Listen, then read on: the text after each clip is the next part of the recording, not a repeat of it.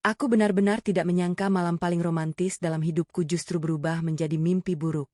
Di tengah restoran hotel mewah, anak tiriku tiba-tiba menumpahkan kotoran ke piring makananku hingga seluruh restoran memandangku dengan jijik. Tanganku sudah terangkat untuk menamparnya.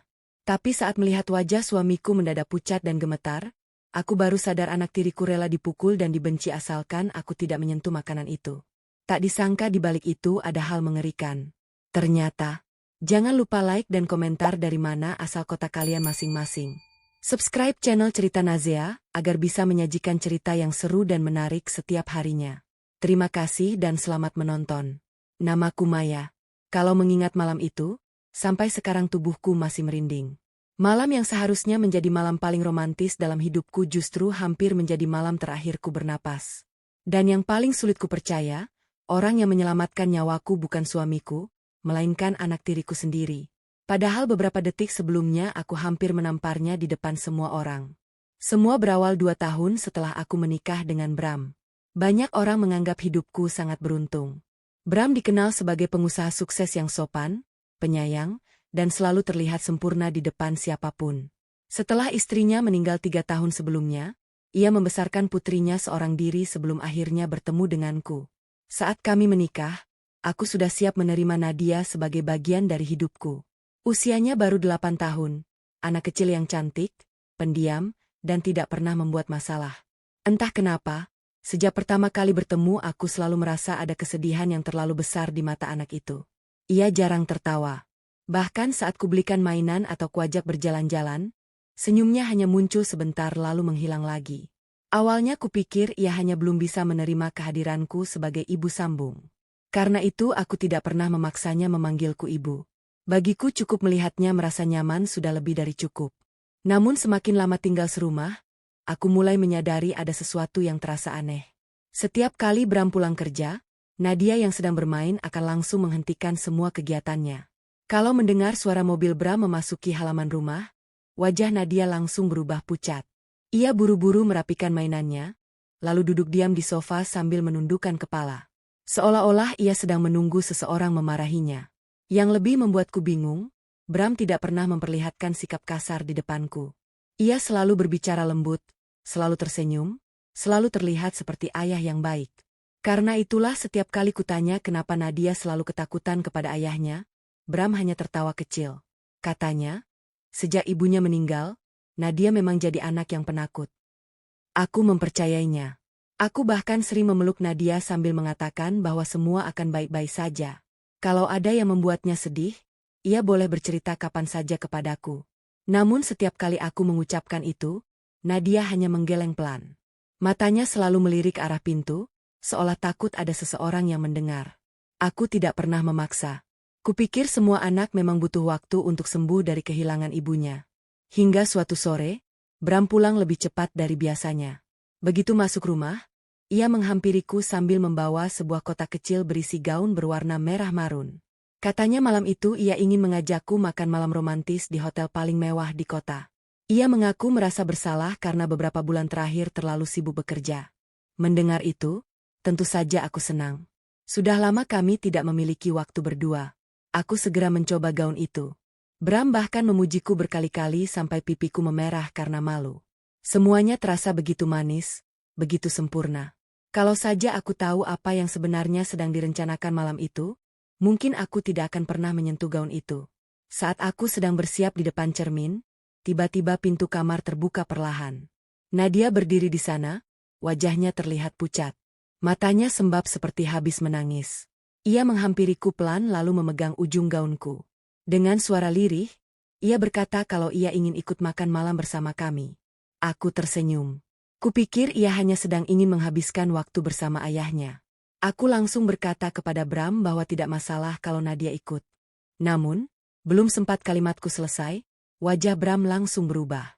Ia menolak dengan nada yang jauh lebih keras dari biasanya. Katanya makan malam itu hanya untuk kami berdua. Nadia tidak boleh ikut. Yang membuatku heran, Nadia tidak menyerah. Ia justru memohon lagi. Suaranya mulai bergetar. Air matanya perlahan mengalir. Ia memegang lenganku erat sambil terus mengatakan bahwa ia harus ikut malam ini. Aku belum pernah melihat Nadia seputus asa itu. Bram mulai kehilangan kesabarannya. Ia membentak Nadia hingga tubuh anak itu langsung gemetar. Aku spontan memeluk Nadia dan mencoba menenangkan suasana. Aku berkata kepada Bram bahwa tidak ada salahnya mengajak Nadia. Lagi pula kami hanya makan malam, bukan pergi berbulan-bulan. Bram terdiam cukup lama. Rahangnya mengeras. Tatapannya bergantian melihatku dan Nadia. Beberapa detik kemudian, ia menarik napas panjang lalu akhirnya mengangguk. Baiklah, kalau memang itu maumu, kita berangkat bertiga. Saat itu aku merasa semua masalah sudah selesai. Aku bahkan tidak menyadari tepat sebelum masuk ke mobil, kulihat Nadia diam-diam memeluk tas kecil yang dibawanya begitu erat. Seolah ada sesuatu di dalam tas itu yang tidak boleh sampai terlepas dari genggamannya. Aku sama sekali tidak tahu. Beberapa menit lagi, isi tas kecil itulah yang akan mengubah seluruh hidupku. Perjalanan menuju hotel berlangsung dalam keheningan yang aneh. Bram mengemudi seperti biasa. Sesekali ia mencoba mengajakku mengobrol tentang pekerjaan dan rencana liburan kami bulan depan. Aku ikut menanggapi sambil sesekali tersenyum. Namun pikiranku terus tertuju pada Nadia. Anak itu duduk di kursi belakang sambil memeluk tas kecilnya erat-erat. Biasanya kalau kami pergi bersama, ia selalu sibuk melihat keluar jendela atau memainkan boneka kesayangannya. Malam itu berbeda. Tatapannya kosong, wajahnya pucat. Bahkan ketika aku beberapa kali mengajaknya berbicara, ia hanya mengangguk pelan tanpa mengucapkan sepatah kata pun. Aku mulai merasa ada yang tidak beres, tetapi aku tidak tahu apa. Sesampainya di hotel, Bram kembali berubah menjadi suami yang begitu romantis. Ia membukakan pintu mobil untukku, menggenggam tanganku, bahkan merangkul bahuku saat kami memasuki lobi hotel. Semua orang yang melihat kami pasti mengira kami pasangan yang sangat bahagia. Tidak ada satupun yang bisa menduga kalau malam itu akan berubah menjadi mimpi buruk. Kami duduk di sebuah meja dekat jendela. Lampu-lampu kota terlihat begitu indah dari sana. Pelayan datang menawarkan menu terbaik. Bram langsung memesan steak favoritku. Tanpa bertanya lebih dulu, aku tersenyum karena ia masih mengingat makanan kesukaanku. Sementara itu, Nadia hampir tidak menyentuh buku menu. Ia terus melihat ke arah Bram, lalu ke arahku, lalu kembali menundukkan kepala. Aku sempat mengusap rambutnya pelan. Kupikir ia masih sedih karena tadi dimarahi ayahnya. Tidak lama kemudian makanan kami datang. Aroma steak yang baru matang langsung memenuhi meja. Bram bahkan memotongkan daging di piringku lalu mendorong piring itu mendekat ke arahku. Makanlah, katanya sambil tersenyum. Aku mengangguk pelan. Kubawa garpu ke tanganku. Kupotong sepotong kecil daging. Baru saja garpu itu terangkat beberapa sentimeter. Tiba-tiba terdengar suara kursi bergeser cukup keras. Aku menoleh. Nadia berdiri. Napasnya terdengar memburu. Kedua tangannya gemetar. Sebelum aku sempat bertanya, ia membuka tas kecil yang sejak tadi dipeluknya. Dari dalamnya, ia mengeluarkan sebuah kantong plastik. Dalam hitungan detik, ia membalik isi kantong itu tepat ke atas piring makananku. Bra! Kotoran berbau menyengat langsung menutupi seluruh steak di hadapanku. Aku membeku. Begitu juga semua orang di sekitar kami. Beberapa pengunjung spontan menutup hidung. Ada yang berdiri menjauh, ada yang menatapku dengan wajah jijik. Suara bisik-bisik mulai terdengar dari segala arah. Aku merasa pipiku panas. Belum pernah seumur hidup aku dipermalukan seperti itu. Aku berdiri begitu cepat hingga kursiku hampir terjatuh. Nadia hanya menunduk. Air matanya mulai jatuh satu persatu. Namun ia tidak mengatakan apapun. Emosiku benar-benar meledak. Tanpa sadar tanganku terangkat. Aku ingin menamparnya. Bukan karena benci, tetapi karena aku merasa semua harga diriku baru saja dihancurkan di depan begitu banyak orang. Namun, tepat sebelum telapak tanganku menyentuh wajahnya, Bram tiba-tiba berteriak. Jangan! Suara itu begitu keras hingga seluruh restoran kembali terdiam. Aku menoleh kepadanya. Entah kenapa wajah Bram terlihat sangat berbeda. Bukan marah, bukan kesal, melainkan panik. Sangat panik. Wajahnya pucat. Keringat mulai muncul di dahinya. Tatapannya terus tertuju pada piringku yang kini dipenuhi kotoran. Seolah-olah ia baru saja melihat sesuatu yang tidak pernah ia bayangkan akan terjadi. Ia langsung menarik lenganku menjauh dari meja. Sudah, pulang saja, ucapnya terburu-buru. Aku masih mencoba meminta penjelasan. Tetapi Bram terus mendesakku keluar dari restoran.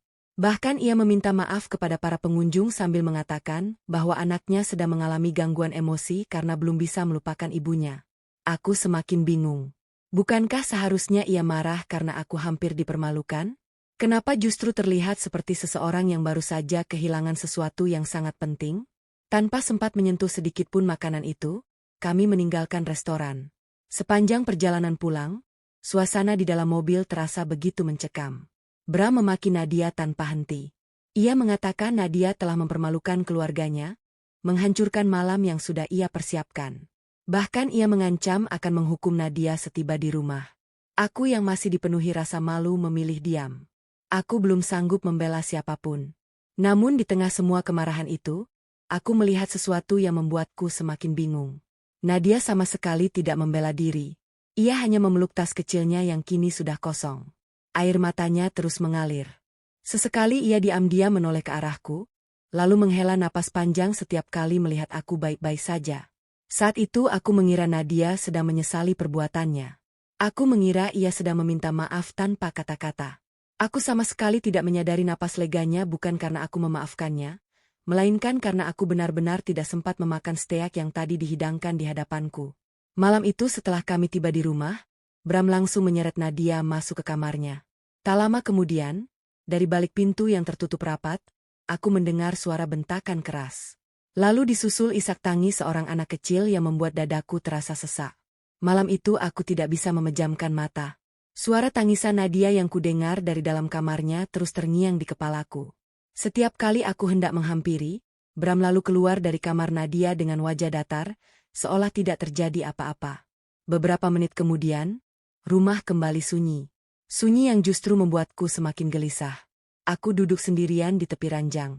Perasaanku campur aduk. Aku masih marah karena dipermalukan di restoran. Tetapi di sisi lain, aku juga tidak tega membayangkan Nadia dimarahi sebesar itu hanya karena ulahnya. Sekitar pukul 11 malam, terdengar suara ketukan sangat pelan di pintu kamarku. Tok, tok, tok, tok. Aku segera membuka pintu. Di depanku berdiri Nadia. Wajahnya masih basah oleh air mata. Sudut bibirnya tampak sedikit memar. Lengan kirinya juga terlihat kemerahan seperti baru dicengkeram dengan sangat keras. Melihat itu, dadaku langsung sesak. Aku segera menariknya masuk. Aku memintanya duduk di sampingku. Belum sempat aku bertanya apapun, Nadia lebih dulu menggenggam kedua tanganku. Tangannya dingin, tubuhnya gemetar. Dengan suara yang hampir tak terdengar, ia bertanya, "Ibu, tadi ibu jadi makan steaknya?" Aku menggeleng. Tidak. Mana mungkin dimakan. Sudah dikotori seperti itu. Mendengar jawabanku, Nadia langsung menutup wajahnya. Ia menangis tanpa suara. Bahu kecilnya naik turun menahan isak. Aku semakin bingung. Aku mengusap punggungnya pelan. "Nadia, kenapa?" Beberapa detik kemudian ia menatapku. Matanya merah. Tatapannya dipenuhi rasa takut. "Aku minta maaf sudah mempermalukan ibu." Aku menghela napas panjang. "Apa memang harus seperti itu? Kenapa kamu melakukan semua itu?" Nadia menggigit bibirnya lalu menggeleng. Aku tidak punya cara lain. Kalimat itu membuatku terdiam. Ia menarik napas panjang sebelum kembali berbicara. "Ibu, mulai sekarang jangan pernah makan atau minum apapun yang ayah kasih." Aku langsung menjawab heran. "Maksud kamu apa?" Nadia spontan menoleh ke arah pintu. Seolah takut ada seseorang yang mendengar. Baru setelah memastikan keadaan aman, ia kembali mendekat. Suaranya semakin pelan. "Karena mama dulu juga meninggal setelah makan malam sama ayah." Aku membeku. Beberapa detik aku hanya menatap wajahnya. Aku mencoba tersenyum agar ia tidak semakin ketakutan. "Kamu mimpi buruk ya?" Nadia buru-buru menggeleng. "Bukan, mama benar-benar meninggal setelah makan malam." Aku masih berusaha berpikir tenang.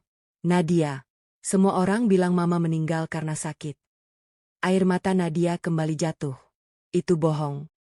Dadaku mulai berdebar. Aku masih belum percaya.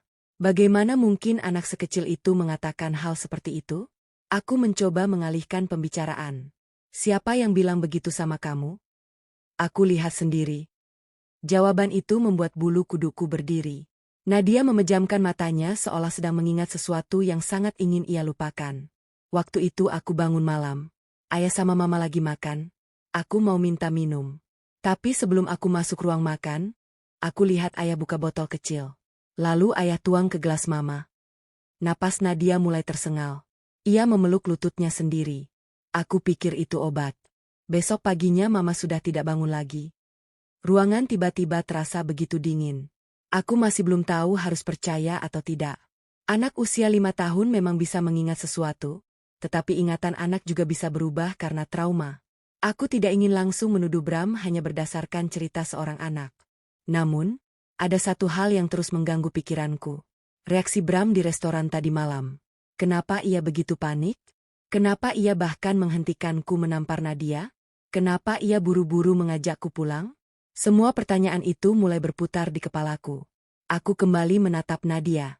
Kalau memang kamu lihat semua itu, kenapa baru cerita sekarang? Wajah Nadia langsung berubah pucat. Ia perlahan membuka lengan bajunya. Di sana terlihat beberapa bekas memar yang sudah menguning. Ada juga bekas luka kecil yang belum sepenuhnya sembuh. Aku menahan napas. Nadia menunduk. Waktu aku pernah cerita ke nenek. Nenek bilang aku pembohong. Lalu ayah marah. Katanya kalau aku cerita lagi aku bakal nyusul mama. Air mataku hampir jatuh. Selama ini, anak sekecil ini menyimpan ketakutan sendirian. Aku memeluk tubuhnya erat. Untuk pertama kalinya sejak menikah dengan Bram, Nadia membalas pelukanku. Ia menangis sejadi-jadinya di dadaku. Namun di tengah pelukan itu, ia kembali mengucapkan satu kalimat yang membuat jantungku seperti berhenti berdetak. Ibu, makanya tadi aku harus bikin ibu benci sama aku. Asal ibu tetap hidup. Belum sempat aku menjawab. Tiba-tiba terdengar suara langkah kaki dari lorong rumah. Nadia langsung melepaskan pelukanku.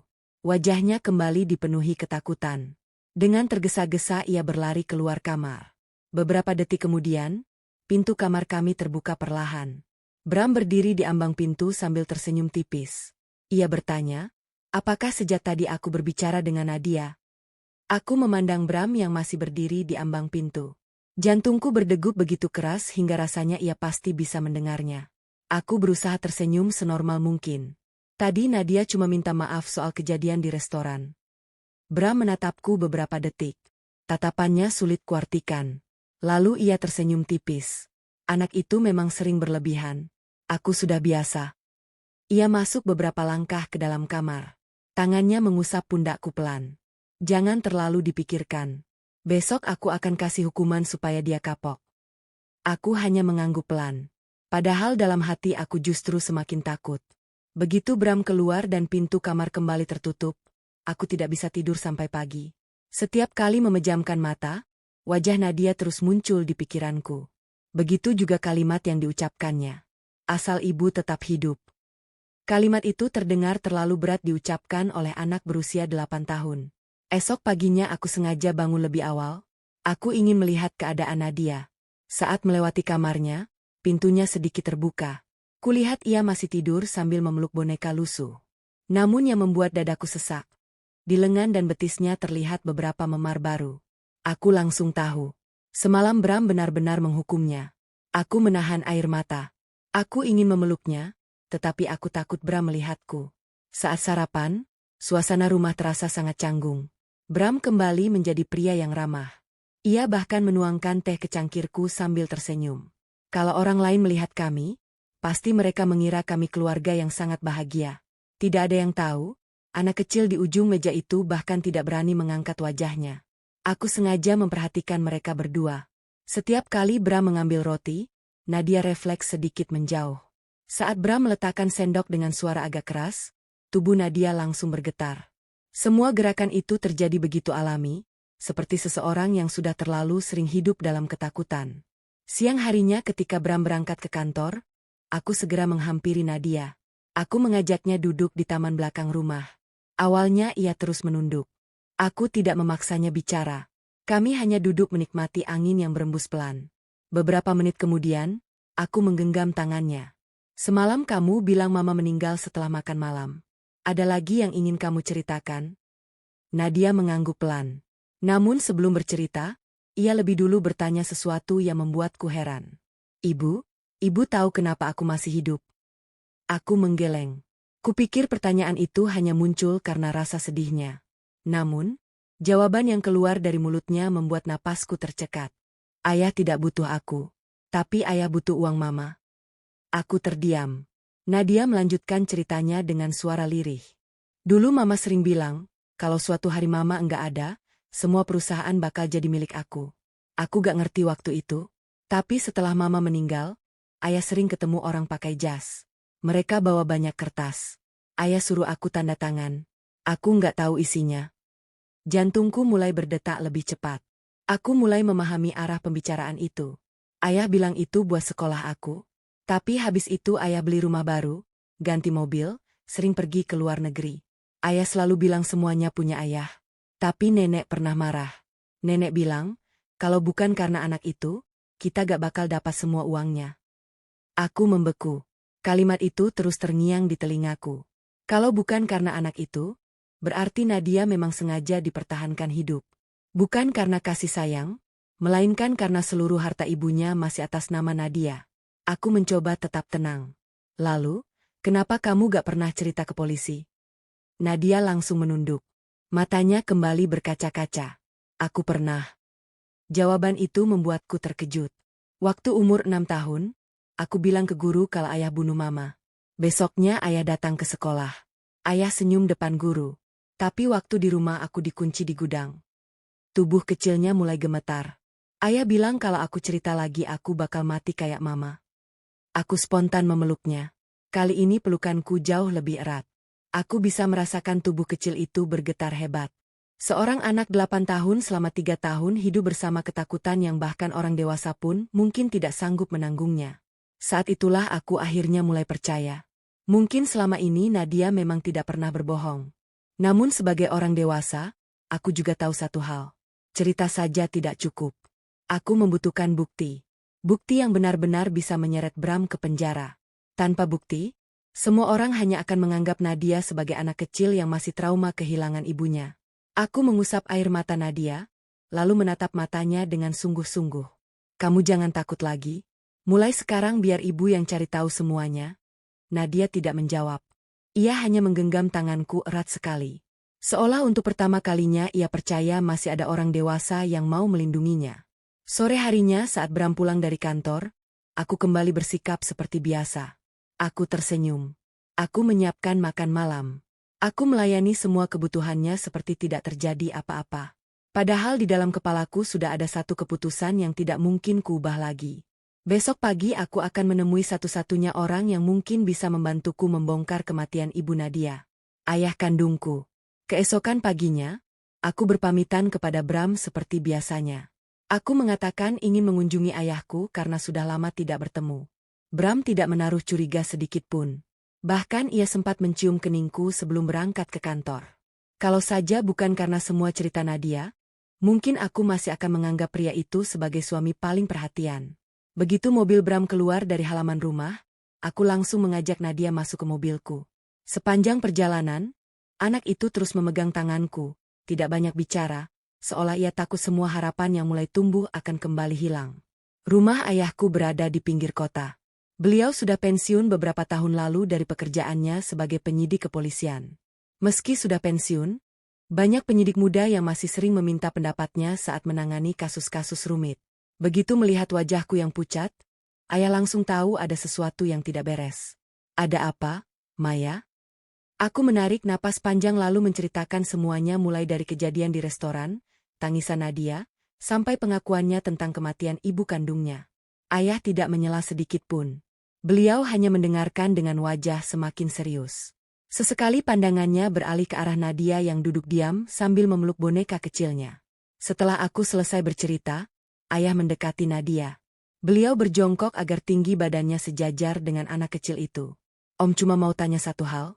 Waktu ayah menuangkan cairan ke gelas mamamu, kamu benar-benar melihatnya? Nadia mengangguk pelan. Botolnya kecil, warna coklat. Ayah buka dari kantong jas, terus dituang sedikit. Ayah kembali bertanya, kamu yakin itu gelas mamamu? Nadia kembali mengangguk. Aku lihat sendiri. Ruangan langsung hening. Ayah berdiri sambil menghela napas panjang. Beliau tidak mengatakan cerita Nadia benar, tetapi juga tidak mengatakan cerita itu bohong. Kalau memang ini pembunuhan, pelakunya sangat rapi. Kalimat itu membuat dadaku semakin sesak. Ayah kemudian membuka laptopnya. Beliau meminta salah satu rekannya yang masih aktif di kepolisian mengirim salinan berkas kematian Ibu Nadia. Tidak sampai 1 jam kemudian, dokumen itu sudah berada di depan kami. Aku ikut membacanya. Semakin lama membaca, semakin banyak kejanggalan yang kutemukan. Laporan rumah sakit menyebut Ibu Nadia meninggal karena serangan jantung mendadak. Namun, tidak ada riwayat penyakit jantung, tidak ada hasil laboratorium yang lengkap, bahkan pemeriksaan racun tidak pernah dilakukan. Ayah mulai membuka halaman berikutnya. Beliau mengernyit. Lihat ini. Aku mendekat. Ternyata hanya berselang 3 minggu setelah istrinya meninggal, Bram menerima pencairan asuransi jiwa bernilai puluhan miliar rupiah. Beberapa hari setelah itu terjadi perubahan besar pada kepemilikan perusahaan keluarga. Nama Bram tercatat sebagai wali sah yang memiliki hak penuh mengelola seluruh saham milik Nadia sampai anak itu dewasa. Ayah memejamkan mata beberapa saat, lalu bergumam. Uang perusahaan mulai dipakai membeli aset pribadi. Aku ikut melihat semua transaksi yang ditunjukkan ayah. Rumah mewah, mobil-mobil mahal, investasi, semuanya terjadi setelah Ibu Nadia meninggal. Tidak ada yang ilegal, karena secara hukum Bram memang wali sah. Tetapi kalau istrinya memang dibunuh, berarti semua kekayaan itu dibangun di atas kematian seseorang. Dadaku terasa sesak. Aku menoleh ke arah Nadia. Anak itu hanya menunduk. Seolah semua pembicaraan ini sudah biasa baginya. Ayah lalu menatapku serius. Maya, kalau kita mau membawa ini ke pengadilan, kita butuh bukti yang tidak bisa dibantah. Aku mengangguk pelan. Lalu apa yang harus kita lakukan? Ayah terdiam cukup lama. Kemudian beliau menghubungi salah satu mantan rekannya yang kini bekerja di bagian forensik. Percakapan mereka berlangsung cukup lama. Setelah telepon ditutup, ayah menatapku. Masih ada satu cara. Apa? Kita ajukan pembongkaran makam. Aku spontan terdiam. Membongkar makam seseorang yang sudah meninggal bertahun-tahun bukan keputusan yang mudah. Tetapi kalau memang hanya itu satu-satunya jalan, aku rela melakukannya. 2 minggu kemudian setelah seluruh proses hukum selesai, makam ibu kandung Nadia akhirnya dibongkar. Hari itu langit mendung. Nadia berdiri di sampingku sambil menggenggam tanganku erat. Ia tidak menangis, hanya menatap nisan ibunya tanpa berkedip. Beberapa hari setelah proses forensik selesai, ayah datang ke rumahku dengan wajah yang tidak pernah kulihat sebelumnya. Beliau meletakkan sebuah map coklat di atas meja. Tangannya mengepal. Maya, semuanya benar. Dadaku langsung berdebar. Ayah membuka hasil pemeriksaan itu perlahan. Di jaringan tubuh Ibu Nadia masih ditemukan sisa racun langka. Jenis racun yang kalau digunakan dalam dosis tertentu bisa membuat korbannya terlihat meninggal karena serangan jantung. Aku langsung terduduk lemas. Air mataku mengalir begitu saja. Berarti selama ini Nadia tidak pernah berbohong. Ia benar-benar hidup bersama pembunuh ibunya sendiri. Namun sebelum aku sempat menenangkan pikiranku, ayah mengeluarkan satu lembar dokumen lagi. Dokumen itu membuat wajah beliau berubah semakin tegang. Maya, aku rasa kamu juga sedang berada dalam bahaya yang sama. Ucapan ayah membuat seluruh tubuhku terasa dingin. Aku memandang lembar hasil pemeriksaan itu dengan tangan gemetar. Semua yang selama ini hanya berupa dugaan, kini berubah menjadi kenyataan. Bram memang membunuh istri pertamanya dan kemungkinan besar aku adalah korban berikutnya. Ayah meraih tanganku pelan. Maya, mulai hari ini kamu jangan pernah makan atau minum apapun yang diberikan Bram kalau tidak benar-benar kamu lihat proses pembuatannya. Aku mengangguk. Namun ada satu pertanyaan yang terus mengganggu pikiranku. Kalau memang semua buktinya sudah ada, kenapa Bram belum langsung ditangkap? Ayah menghela napas panjang. Karena hasil forensik hanya membuktikan korban diracun. Belum membuktikan siapa yang memasukkan racun itu. Kalau Bram menyangkal, pengacaranya bisa bilang racun itu masuk dari mana saja. Dadaku kembali sesak. Berarti kami masih membutuhkan satu bukti terakhir. Bukti yang tidak bisa dibantah. Ayah menatapku cukup lama. Tatapannya dipenuhi keraguan. Ada satu cara, tapi aku tidak suka melibatkan kamu. Aku langsung memahami maksud beliau. Aku harus jadi umpannya. Ayah tidak menjawab. Namun diamnya sudah cukup menjadi jawaban. Aku menoleh ke arah Nadia. Anak kecil itu langsung menggeleng kuat-kuat. Air matanya mengalir deras. Ibu jangan, aku gak mau ibu mati. Kalimat itu menusuk hatiku. Aku memeluk Nadia erat. Tidak. Ibu janji ibu nggak akan ninggalin kamu. Untuk pertama kalinya aku melihat Nadia menangis sambil memelukku sekuat tenaga. Seolah ia takut kehilangan orang yang baru saja memberinya rasa aman.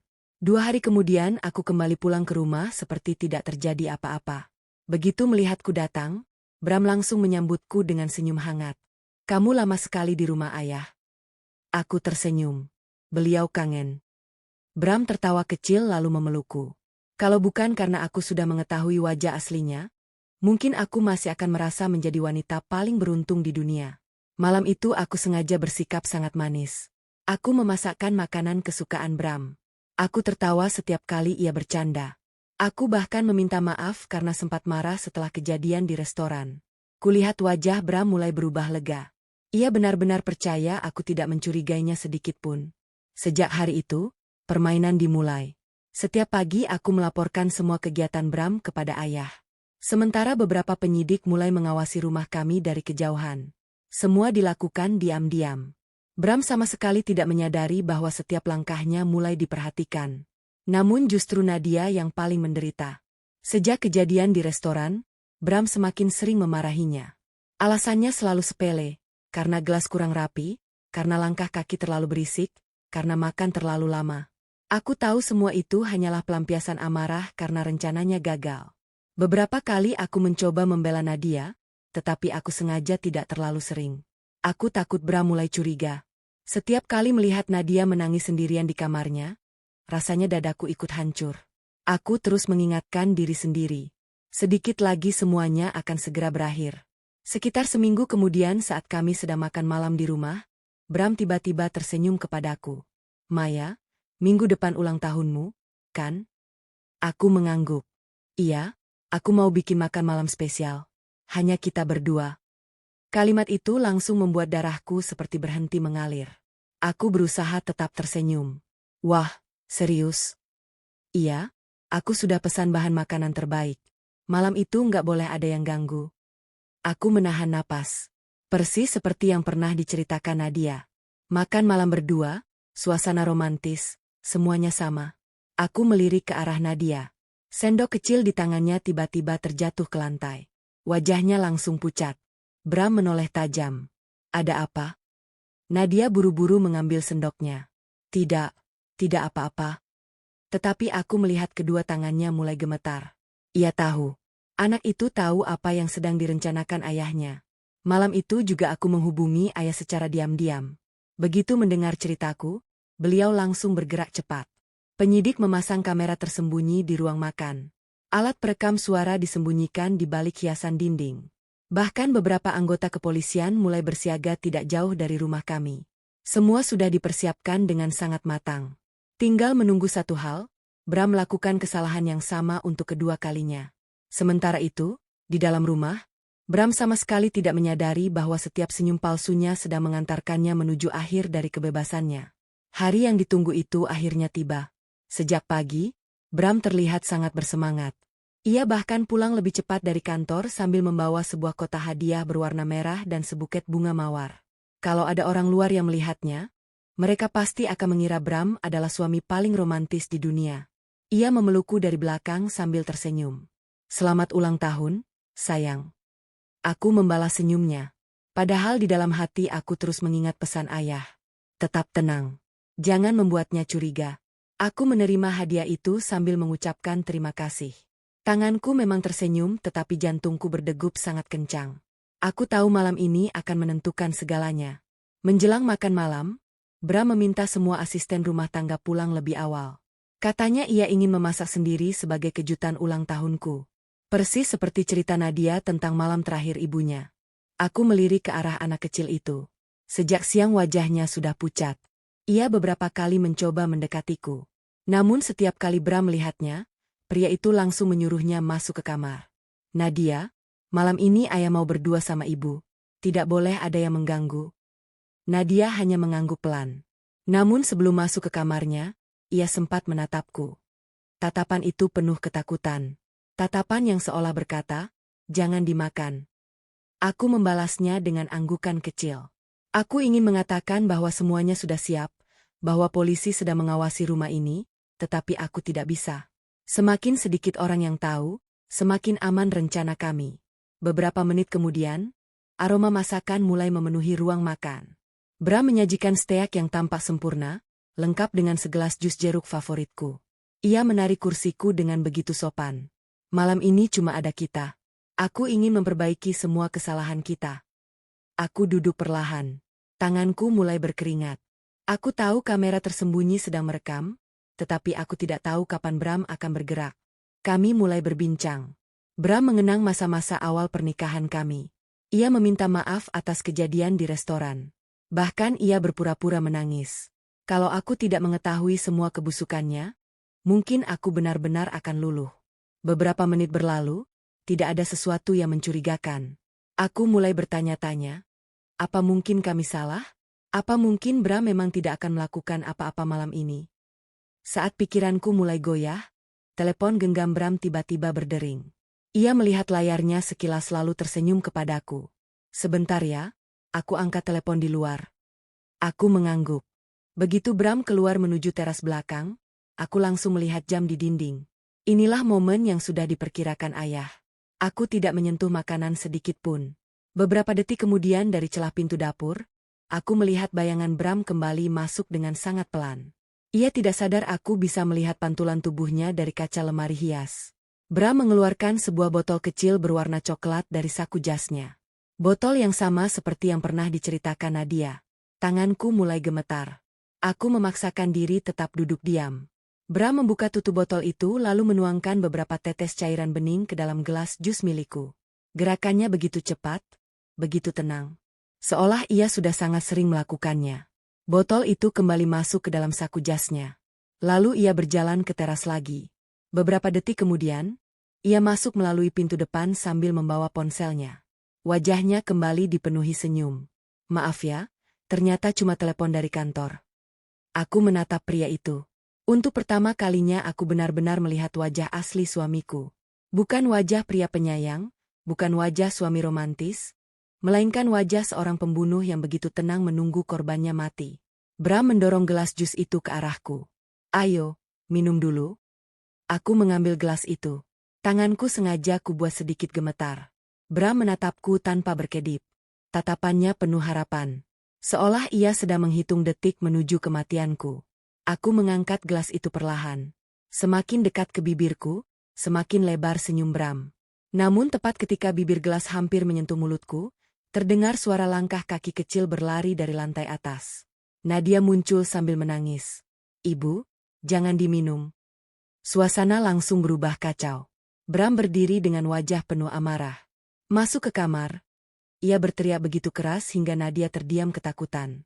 Tetapi kali ini aku tidak akan membiarkan siapapun menyakiti anak itu lagi. Aku meletakkan gelas di atas meja lalu berdiri di depan Nadia. Aku menatap Bram lurus-lurus. Sudah cukup.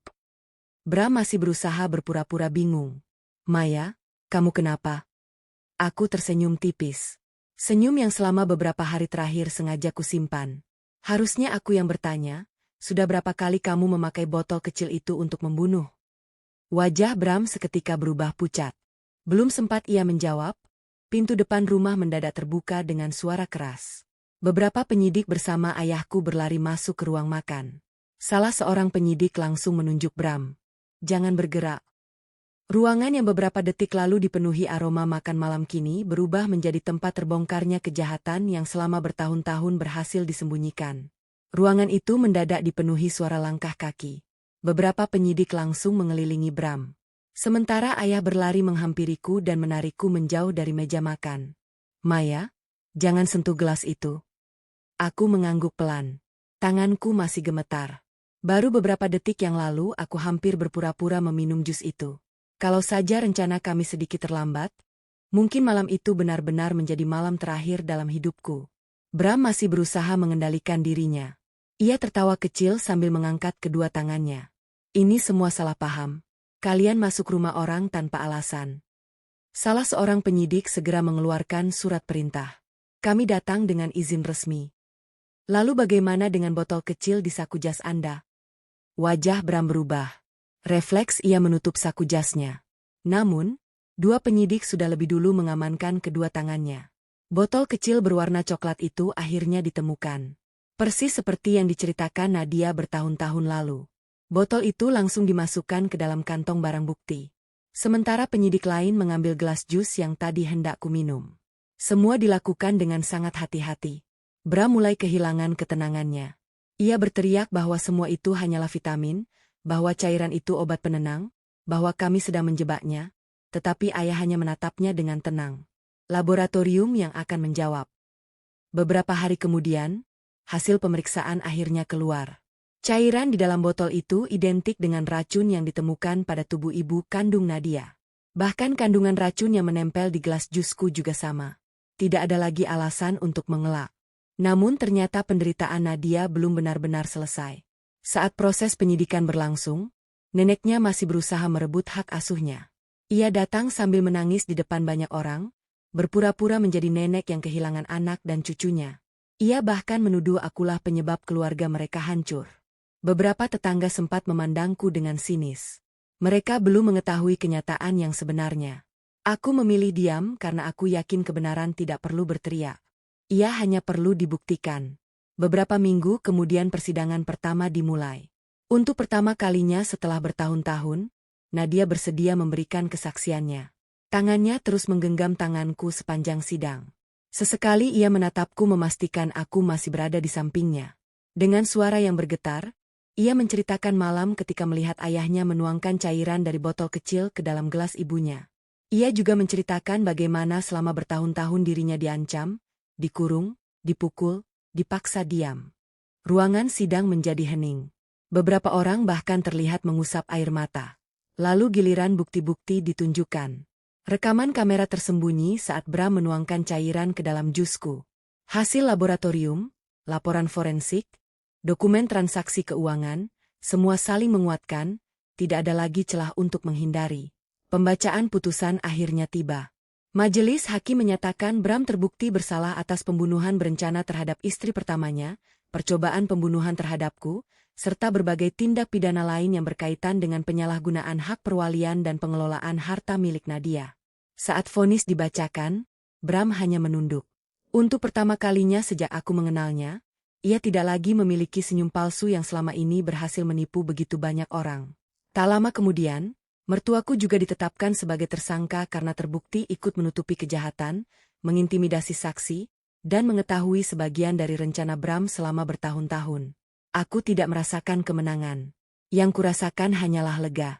Lega karena akhirnya seorang ibu mendapatkan keadilan dan seorang anak tidak lagi harus hidup bersama rasa takut. Beberapa bulan setelah semua itu berlalu, rumah kami terasa sangat berbeda. Tidak ada lagi bentakan, tidak ada lagi suara barang dibanting, tidak ada lagi langkah kaki yang membuat Nadia gemetar. Setiap pagi ia mulai berani tersenyum. Ia mulai kembali bermain. Bahkan sesekali ia tertawa begitu lepas, hingga membuat rumah yang dulu terasa dingin kini dipenuhi kehangatan. Suatu sore kami mengunjungi makam ibunya. Nadia meletakkan bunga putih di atas pusara. Lalu ia berbisik pelan. "Mama, sekarang Nadia sudah aman. Ada Ibu Maya yang jagain Nadia." Air mataku langsung jatuh. Aku memeluknya erat. Aku yang seharusnya berterima kasih. Kalau malam itu kamu tidak menumpahkan kotoran ke piringku, mungkin hari ini aku sudah tidak ada di dunia. Nadia menatapku sambil tersenyum kecil. Untuk pertama kalinya, senyum itu tidak lagi dipenuhi rasa takut. Hanya ada ketenangan yang selama ini dirindukannya. Sejak hari itu, aku mengajukan hak asuh penuh atas Nadia. Prosesnya memang tidak singkat, tetapi akhirnya pengadilan mengabulkannya.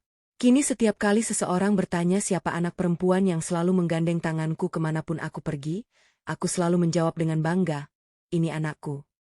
Bukan karena kami memiliki hubungan darah, melainkan karena kami pernah saling menyelamatkan. Aku menyelamatkannya dari hidup yang dipenuhi ketakutan, dan ia menyelamatkan nyawaku dengan cara yang tidak akan pernah kulupakan seumur hidup.